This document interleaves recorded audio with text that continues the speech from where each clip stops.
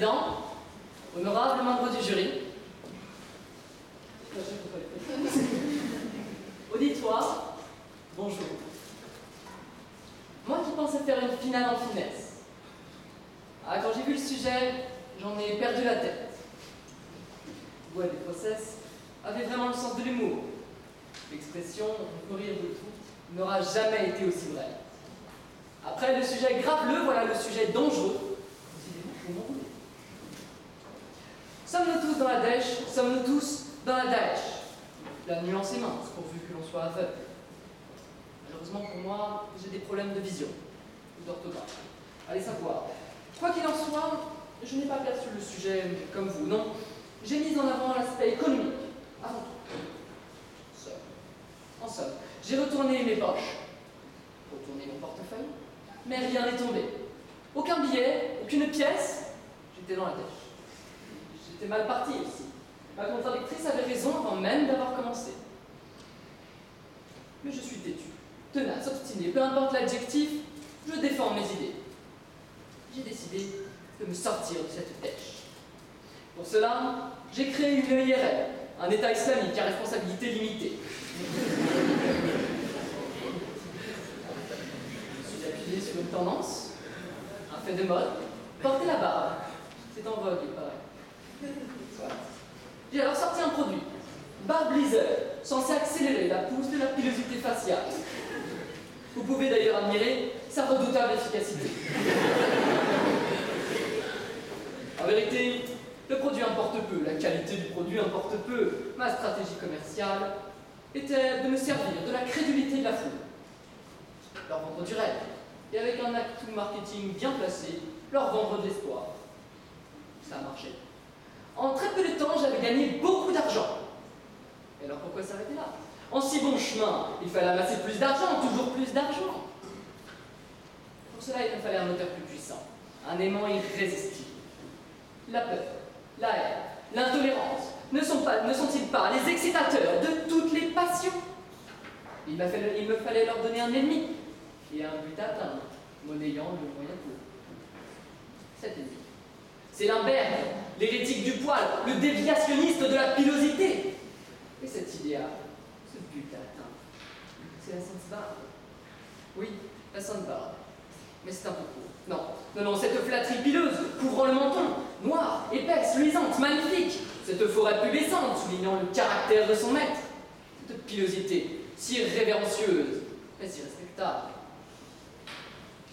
Vous l'aurez compris, il faut déchaîner les âmes, au risque d'ouvrir les portes de l'enfer. Au diable les cieux, il s'agit d'argent. Oui, d'argent. Parlons-en d'ailleurs, il en faut toujours plus. Mon EIRL s'est transformé en SARL, puis en société anonyme. J'ai regroupé des acolytes dévoués à la cause, ils ont pu dévouer et prêts à mourir pour la croisade du poil. Nous défoulions notre propagande sur Internet.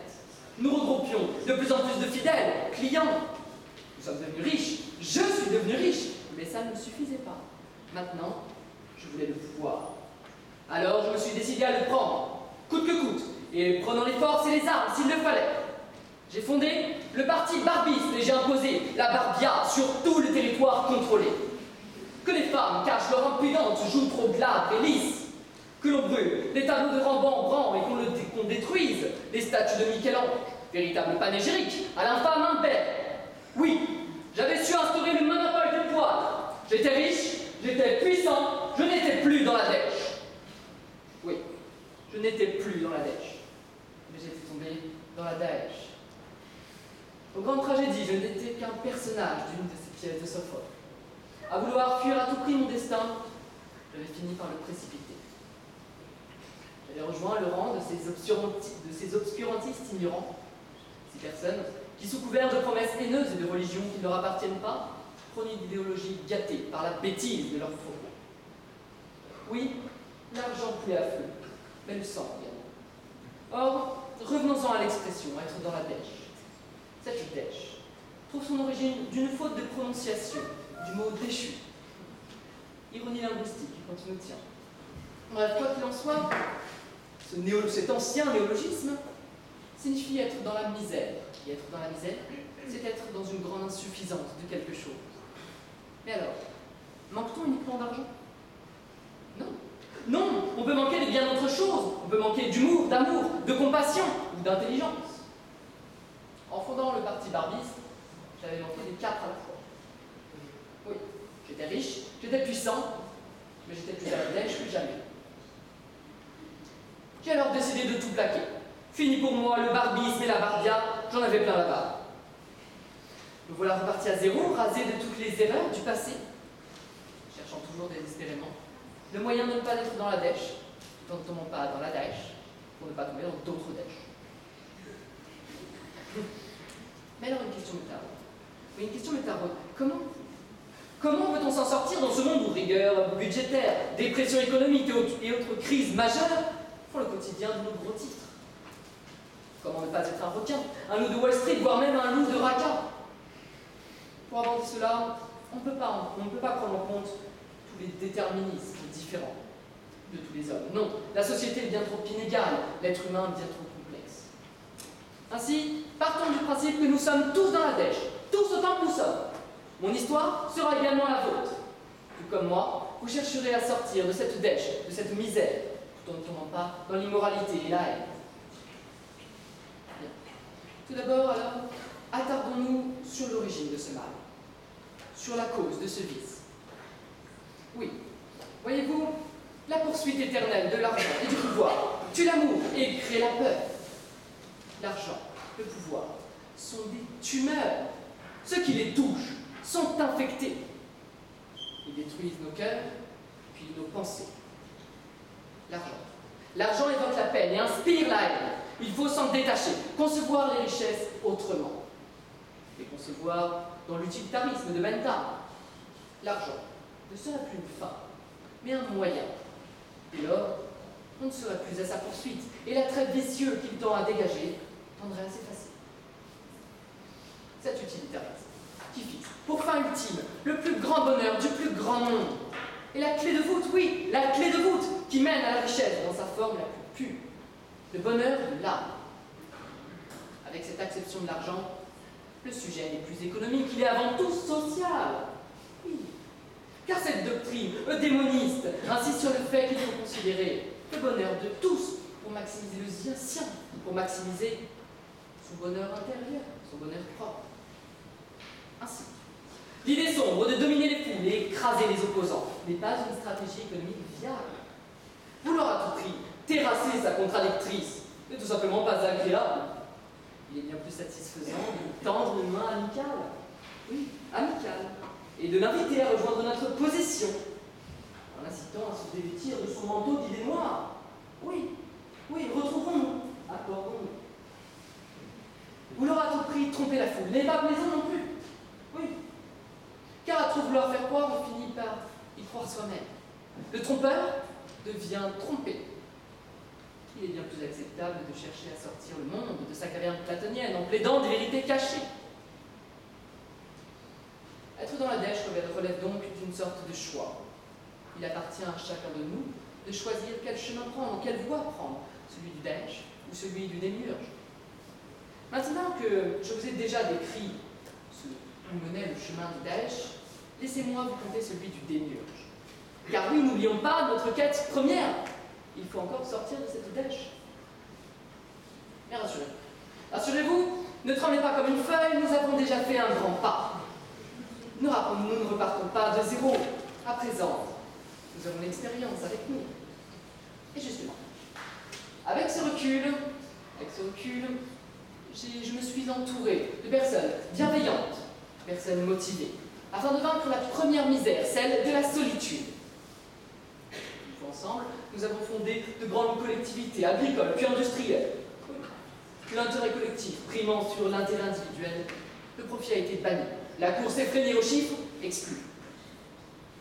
Nous avons réduit à néant la vicissitude de la fortune. Nous avons enlevé à l'argent sa valeur. Nous avons vaincu la dèche économique. Suite à ces résultats encourageants, des réseaux associatifs, médico-sociaux et syndicaux ont vu le jour, se sont développés, nous offrant cette source de compassion qui calme les mœurs et apaise les douleurs.